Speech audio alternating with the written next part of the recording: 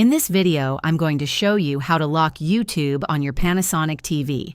Perfect if you want to block access for kids or limit usage without getting rid of the app completely. It's a simple process and only takes a few seconds. To get started, grab your remote and open the settings menu from the home screen. Look for parental controls, restrictions, or something similar.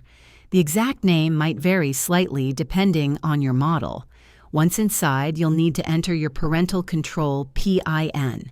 If you've never set one up before, you may be prompted to create it using the default code, usually 0000 or 1234.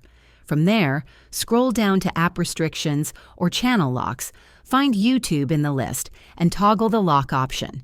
This will prevent the app from launching without entering the correct PIN. You can also choose to hide the YouTube app icon from the main screen by adjusting the home screen settings or app management options.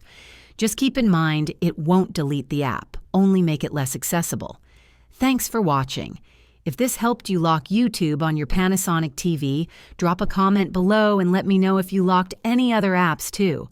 Don't forget to like and subscribe for more smart TV tips. See you next time.